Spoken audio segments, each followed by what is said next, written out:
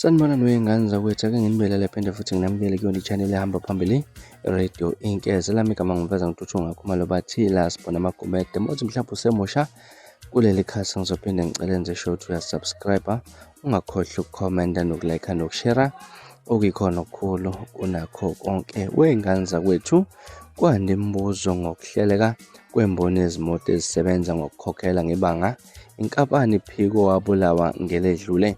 Umndeni kaMnumzane Siyanda Mthokozisi Mvelase obeneminyaka engu-27 obengumshayeli wemoto ekhokhelwa ngebanga wadutshulwa washisa eMaponya Mall ngeledlule uthi usashaqekile namanje ngemuva ukuthi inkampani i-Uber ithi ayinalo irekhodi lokuthi ubesebenza njengomshayeli wayo.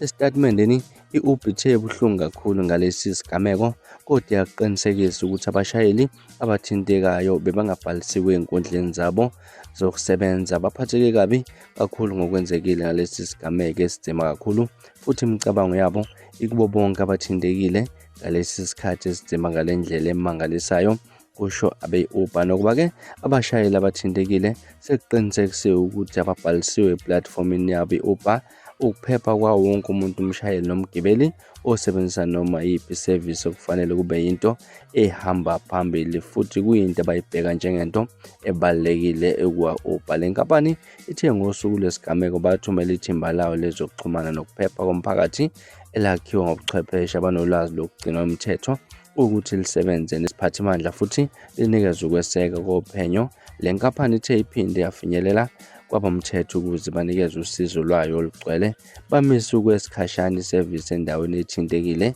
kwaze kwaba yilapho sebaqiniseka ukuthi abashayeli nabagibeli eplatformini i-Uber bangahamba ngokuphepha. Sibazibophezela ekusebenziseni eduze nabambe iqhaza embonini, iziphathimandla kanye nomphakathi abanzi ukusiza ukwenza imboni iphephe kubo bonke abashayeli nabagibeli, kwengeza abe-Uber. Ngaza ukuthi izona indaba ezihamba phambili esinibekela zona lishisa namhlanje kwezisengeza nokuthi-ke isitatimende esikhishwe abe-Uber bathi-ke umshayeli odutshule washisa eMaponya Mall eGoli-ke laphana-ke abamazi ukuthi-ke umbani, abanayo amarekhodi yakhe kwi-platform yabo laphana-ke kwa-Uber. Ngakuthini mhlawumbe ukwakuphawula ngalo daba?